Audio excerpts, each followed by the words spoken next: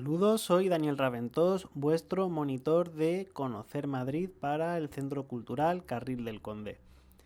Hoy vamos a hacer no solamente un viaje virtual a un lugar de la ciudad de Madrid, sino que también nos vamos a mover a través del tiempo, ¿de acuerdo? Hoy vamos a hacer una visita por la Estación del Norte, ahora reconvertida en la estación de Príncipe Pío.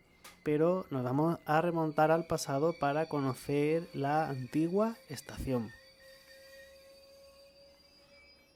Bueno, pues la Estación del Norte, y actualmente conocida como Príncipe Pío, pero anteriormente conocida como Estación del Norte, fue una importante estación ferroviaria en Madrid que estuvo operativa entre 1882 y 1993.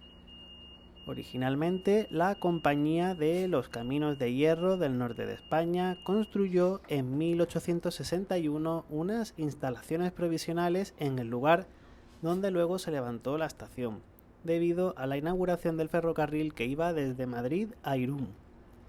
La estación definitiva fue inaugurada en 1882, convirtiéndose en una de las más destacadas de la red de Norte, como también de las estaciones de Madrid. Durante la Guerra Civil, la cercanía del frente bélico la dejó aislada en Madrid, recibiendo numerosos impactos de artillería. Al final de la contienda se encontraba muy dañada y fue reconstruida. Además, en 1941 pasó a integrarse en Renfe. Tras la inauguración de la estación de Chamartín, comenzó su declive al ser trasladado buena parte del tráfico ferroviario a la nueva estación. En 1993 fue finalmente clausurada y rehabilitada como un intercambiador ferroviario y un centro comercial. Pero tras esta breve presentación e introducción, vamos a adentrarnos en su historia, empezando por aquella que abarca entre los periodos de 1859 y 1941. Tras muchas vicisitudes y proyectos previos, la Ley de Ferrocarriles de 1855 permitió la entrada de capital extranjero. Así, entre estas primerísimas sociedades de crédito que se formaron auspiciadas por la ley que las permitía de 1856, se encontraba la de los hermanos Pereire, quienes conseguirían la concesión de la línea del norte Madrid-Irún. Con tal fin, en 1858 crearían a partir de esta sociedad la Compañía de los Caminos de Hierro del Norte de España, y la nueva línea pretendía proporcionar carbón del norte para el incipiente desarrollo industrial de la capital, así como otros alimentos frescos. La línea imperial, como también se le conoce, uniría Madrid con Irún, pasando por Ávila, Medina del Campo, Valladolid, Burgos, Miranda de Ebro, Vitoria y San Sebastián, y con los años se convertiría en la espina dorsal de las comunicaciones férreas del norte de España, papel que aún hoy mantiene. En el diseño del trazado fue muy polémica la entrada a Madrid. La necesidad de descender hasta el valle del río Manzanares ya obligó a trazar una gran curva en las inmediaciones de Aravaca y Pozuelo de Alarcón, que se sitúan al oeste de Madrid, y la imposibilidad de poder remontar el fuerte desnivel con el que la ciudad se asoma al río obligó a recurrir a una estrecha franja de terreno para la construcción de la estación. El terreno elegido se encontraba a los pies de la montaña del Príncipe Pío, actual Parque de la Montaña, englobado en el Parque del Oeste y en cuya cumbre actualmente se encuentra el Templo de Devot, y es de donde toma su nombre moderno. Lo angosto de la localización provocó críticas ante la imposibilidad de ampliar la estación en caso de necesidad. La construcción de la línea comenzaría en 1856, mientras que la de la estación no empezaría hasta 1859. El proyecto corrió a cargo de ingenieros franceses, de quienes toma su nombre el puente que salva el río. Así, el primitivo embarcadero abrió sus puertas en junio de 1861, aunque con una línea que solo llegaba hasta El Escorial. El complicado panorama político de la España del siglo XIX retrasaría la apertura de la totalidad de la línea entre Madrid e Irún hasta 1876, lo cual repercutió directamente en la estación, que mantendría mucho tiempo esas instalaciones provisionales. En años sucesivos, el tráfico aumentó enormemente, poniéndose de manifiesto la escasez de espacio del lugar. En 1866 se había construido un ferrocarril de contorno que rodeaba la ciudad por el sur y permitía la unión entre las redes del norte y del sur, así como la conexión entre las distintas terminales de la época, la de Mediodía o Atocha, de Ciudad Real o Delicias y la del norte. Y sería en su trazado donde se construiría una nueva estación de mercancías, la de Imperial, para descargar a la del norte, que carecía de espacio e instalaciones para cumplir tal función. Por otro lado, la apertura de toda la línea posibilitó y obligó a la compañía la construcción de una estación definitiva, cuyo proyecto sería encargado a los ingenieros franceses Biarritz, Grasset y Auliac. El proyecto fue aprobado en 1876 y dividía la estación en 3 zonas: 2 edificios de viajeros en forma de L que independizaban los tránsitos de salidas y llegadas, una gran marquesina entre ambos que cubría 5 vías y una zona destinada a mercancías en la zona más pegada a la montaña. Las instalaciones auxiliares, ante la falta de espacio, se dispusieron junto a la línea entre la estación y el puente de los franceses. El proyecto de la estación del norte de Madrid marcaría un modelo que seguirían otras instalaciones ferroviarias construidas por la Compañía Norte durante estos años, como fue el caso de las estaciones de San Sebastián, Valladolid, Medina del Campo o Burgos. El 16 de julio de 1882 se inauguró la parte destinada a viajeros, pero solo uno de los 2 edificios previstos, paralelo a los andenes, quedando el frontal abierto simplemente, con unos jardines que salvaban el desnivel con la cuesta de San Vicente. Este primer edificio es el que hoy en día se puede ver en el Paseo de la Florida. No fue hasta 1928 cuando el segundo edificio de viajeros se construyó. Se situaba como preveía el proyecto, cerrando los andenes por la fachada de la cuesta de San Vicente, y se destinaría a salida de viajeros, mientras que el edificio de 1882 quedaba reservado para llegadas. Esta segunda fase es el edificio que se observa en la cuesta de San Vicente, flanqueado por 2 torreones. Mientras tanto, en 1925 se había inaugurado un ramal de la línea 2 del Metropolitano que unía la estación con la estación de Isabel II, hoy conocida como Ópera, lo que permitía salvar cómodamente el fuerte desnivel entre la estación y el centro de la ciudad. Avanzando unos años en su historia, tenemos que comentar que durante el transcurso de la Guerra Civil, la estación quedó muy dañada. Además, ante la quiebra de la Compañía de los Caminos de Hierro del Norte, al igual que las demás compañías existentes, el Estado tuvo que rescatar la red ferroviaria, surgiendo un ente público y estatal, Renfe, que desde ese momento se encargaría de la gestión de la red férrea española. Durante estos años, la estación se convertiría en la segunda terminal de la ciudad tras Atocha. No en balde era la cabecera de todos los trenes que iban de Madrid al Cantábrico, a Castilla, León y Portugal.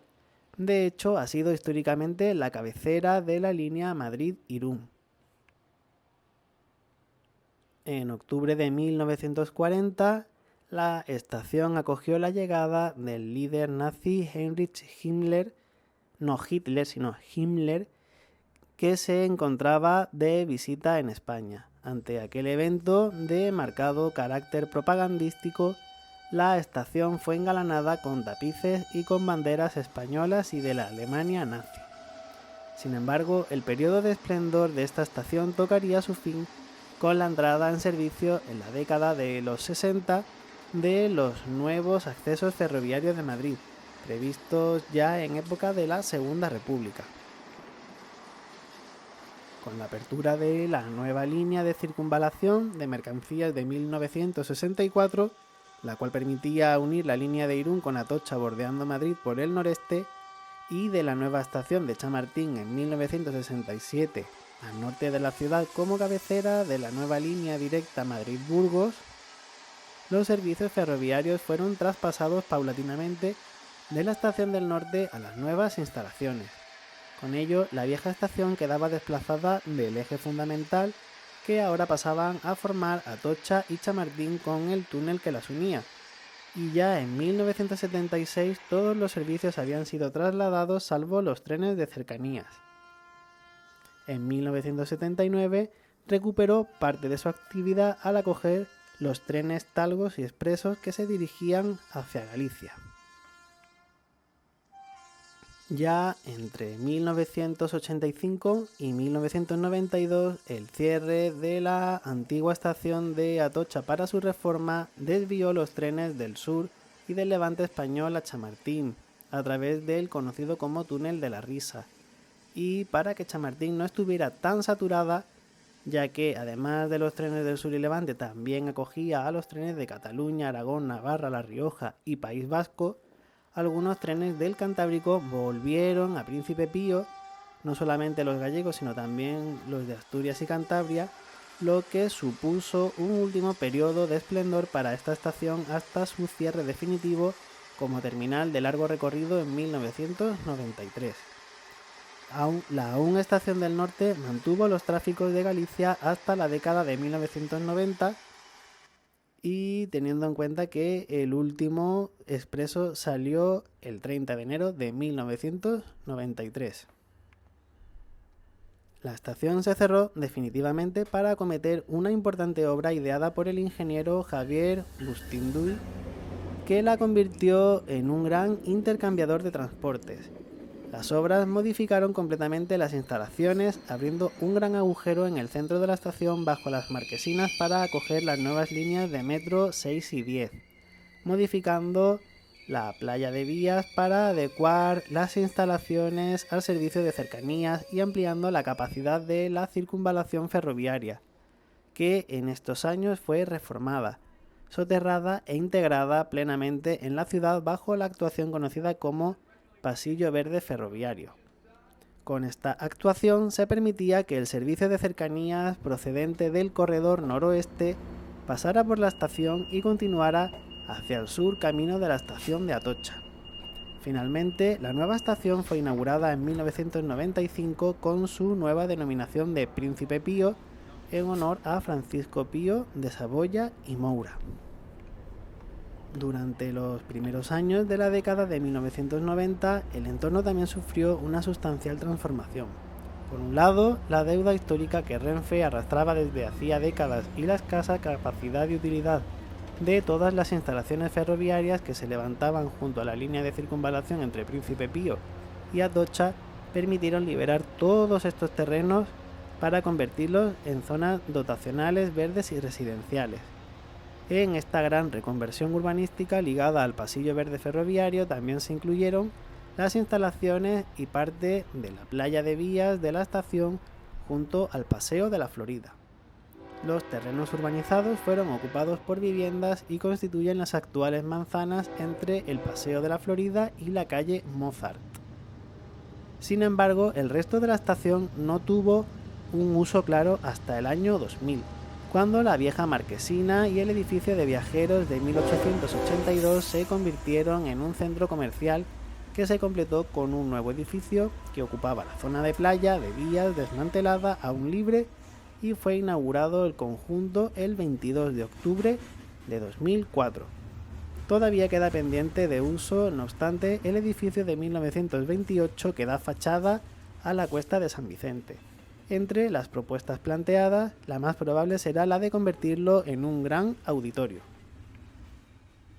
La privilegiada situación del edificio en un importante nodo viario junto a la M30 y coincidiendo con el acceso de la autovía A5 a la Almendra Central de Madrid, lo han convertido en un importante centro de transporte desde donde salen o pasan multitud de líneas de autobuses interurbanos hacia el oeste y suroeste de la Comunidad de Madrid.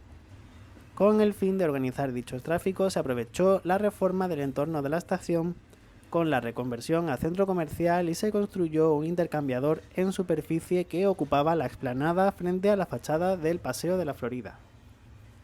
Esta situación duró poco tiempo, puesto que dentro del plan de intercambiadores 2004-2007, impulsado por la Comunidad de Madrid y el Ayuntamiento de Madrid, se acometió la construcción de un nuevo intercambiador, esta vez subterráneo, con varios niveles y servicios para los viajeros, aumentando su capacidad y mejorando sus accesos al conectarlo directamente con las nuevas infraestructuras subterráneas de la M30 y la A5. Este nuevo intercambiador, inaugurado el 8 de mayo de 2007, se sitúa bajo el Paseo de la Florida. Y hasta aquí este viaje virtual, esta ruta de conocer Madrid virtual a través de mi locución y estas imágenes que os dejo. Espero que os haya gustado y nos vemos en el próximo vídeo. Espero que hasta entonces estéis muy bien. Hasta entonces.